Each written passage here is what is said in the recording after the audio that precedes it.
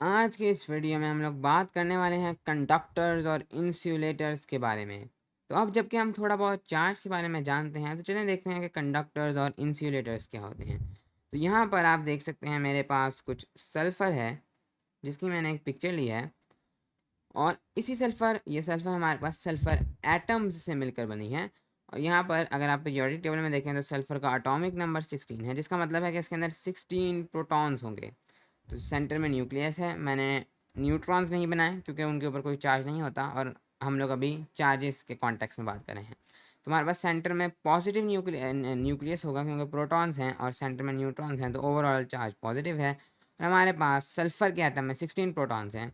और मुझे पता है कि आप किस बात पर हैरान हो रहे हैं कि हमें पता है कि एक एटम के अंदर प्रोटॉन्स और इलेक्ट्रॉन्स एग्जैक्टली सेम होते हैं, नहीं तो वो एक आयन बन जाता है। लेकिन यहाँ पर मैंने बाहर सिर्फ 6 इलेक्ट्रॉन्स ड्रॉ किए हैं।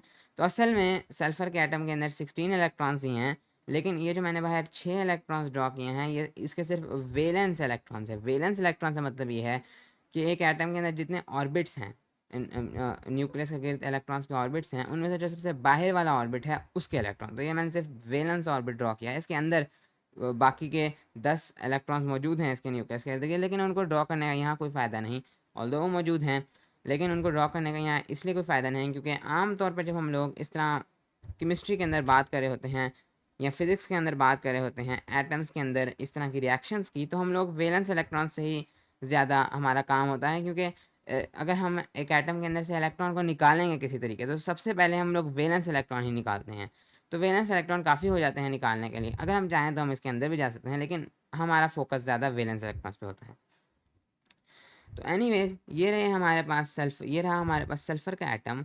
और यहाँ पर ये मैंने सल्फ़र के अंदर एक छोटा सा हिस्सा लिया है, और मैंने इसके अंदर देखा है कि सल्फ़र किस तरह का नज़र आता है। तो सल्फ़र के अंदर आपके पास ये एक छोटा सा जो है, ये सल्फ़र का एटम है, और सल्फ़र का एटम इस तरह से मॉलिक्यूल्स बनाते हैं सल्फ़र के, और इस तरीके से वो क्रिस्टल की शेप में, क्रिस्टल के पैटर्न में आपके पास अरेंज होते हैं। इनके अंदर बीच में वीक वीक बॉन्ड्स होते हैं। अब हम किस चीज़ में इंटरेस्टेड हैं कि क्या सल्फ़र चार्ज को कंडक्ट कर सकता है। तो हम इंटरेस्टेड हैं कंडक्टिंग चार्ज, यानी कि हम ये जानना चाहते हैं कि आया क्या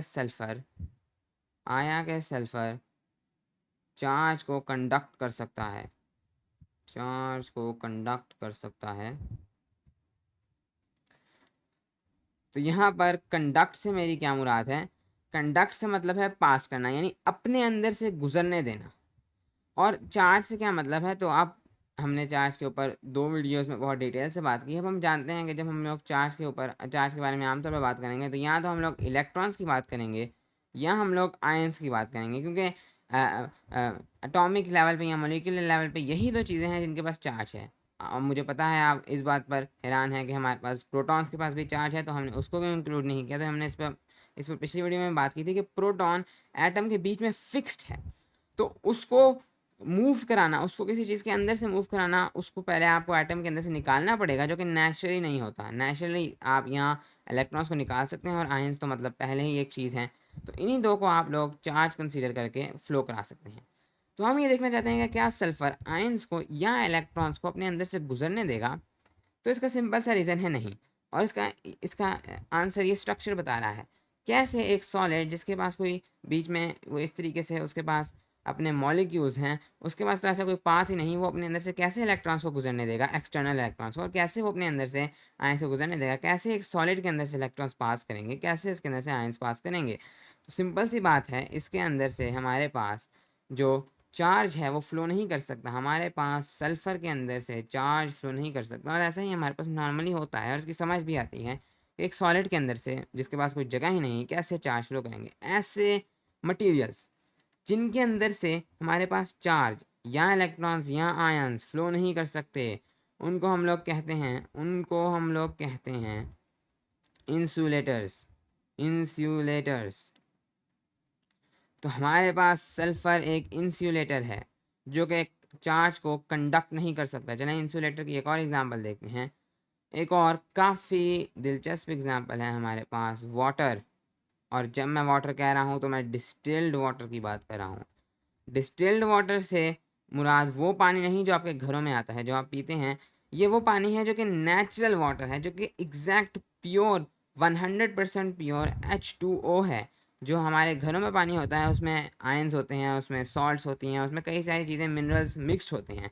डिस्टिल्ड वाटर बिल्कुल प्योर वाटर H2O, जिसको फिल्टर करके ही बनाया जा सकता है। या रिवर्स में या समुद्रों में हमारे पास डिस्टिल्ड वाटर नहीं होता, समुद्र में हमारे पास नमक होती है, दरियाओं में हमारे पास और मिनरल्स मौजूद होते हैं, और इसीलिए आप डिस्टिल्ड वाटर नहीं पीते। हालांकि इससे आपको कुछ होगा नहीं, लेकिन वाटर आप इसलिए पीते हैं ताकि आपको साथ साथ मिनरल्स भी मिलते हैं। डिस्टिल्ड वाटर में कोई मिनरल्स नहीं होते। अब डिस्टिल्ड वाटर के अंदर भी अगर मैं इसी तरीके से एक इसका क्रॉस सेक्शन लूँ तो बेसिकली ऑक्सीजन है और उसके साथ दो हाइड्रोजन के मॉलिक्यूल, हाइड्रोजन के एटम्स हैं, और इस तरह एक वाटर मॉलिक्यूल है। और इस तरीके से ये मॉलिक्यूल्स मौजूद हैं लिक्विड की फॉर्म में, काफ़ी ज़्यादा स्पेस बीच में मौजूद है, और ये हमारे पास वाटर का स्ट्रक्चर है। क्या ये चार्ज को कंडक्ट करेगा? तो इसका जवाब भी नहीं है, नो।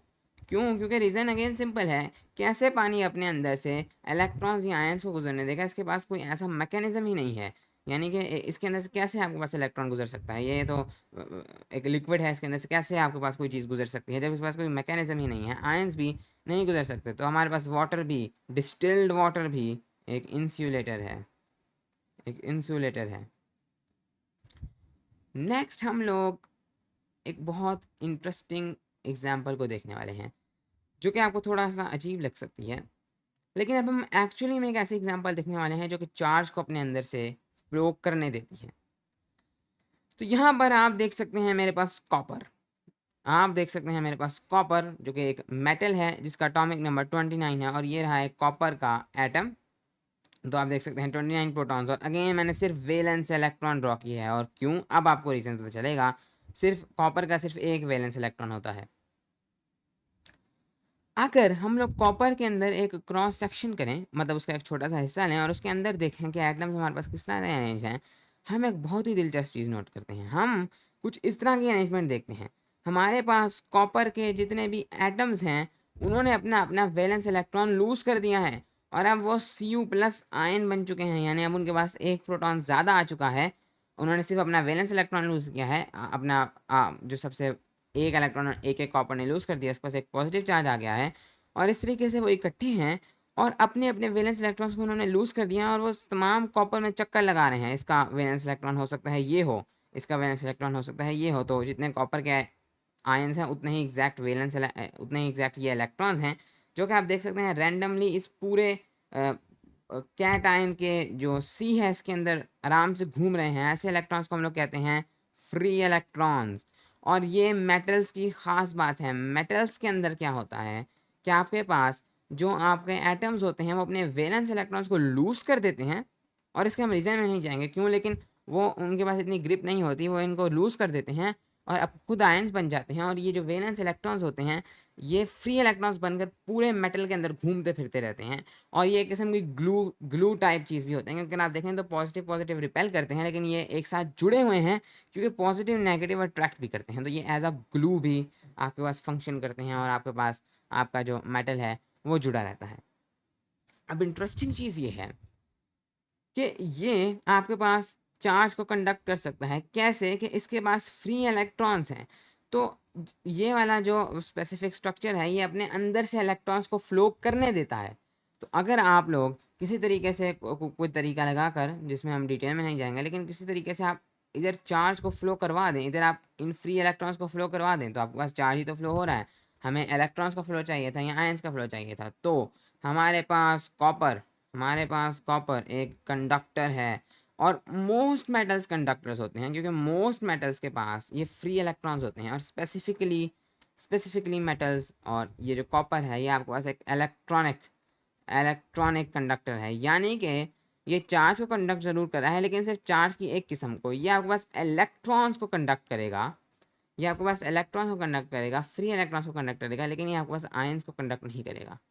क्योंकि आप यहाँ पर देख रहे हैं आपके पास कोई मैकेनिज्म नहीं, पॉजिटिव आयंस फिक्स्ड हैं, आयंस आपके पास ट्रैवल नहीं कर सकते। ये कंडक्टर ज़रूर है लेकिन एक इलेक्ट्रॉनिक कंडक्टर है, स्टिल ये आयंस को फ्लो नहीं करने देगा, फ्री इलेक्ट्रॉन्स को फ्लो करने देगा।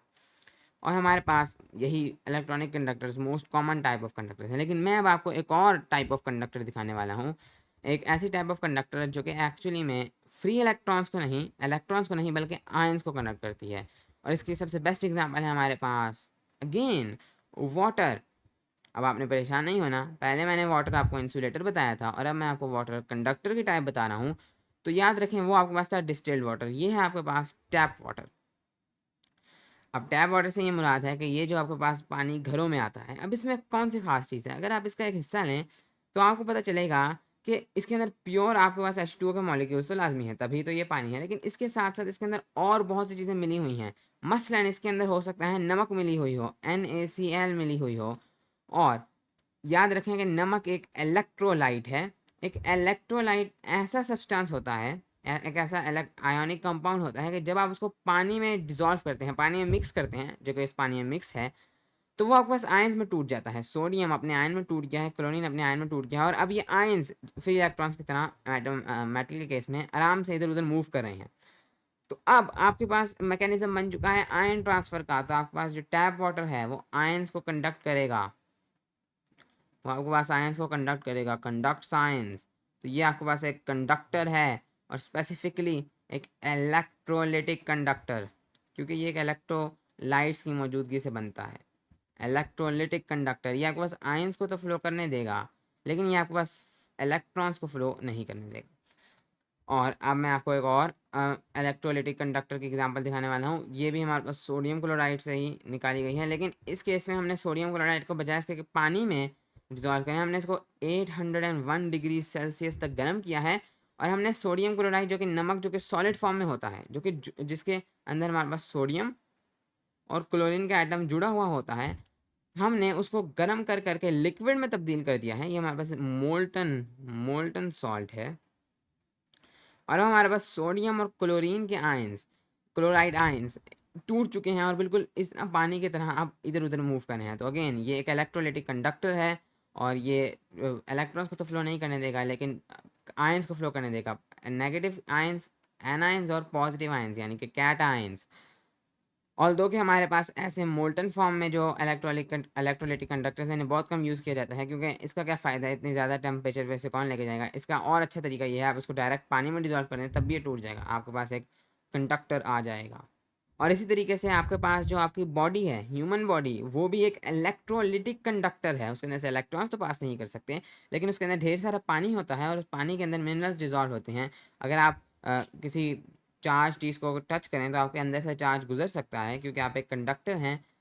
आपके अंदर से इलेक्ट्रॉन्स तो नहीं गुजरेंगे, लेकिन आपके अंदर से आयंस का फ्लो हो सकता है।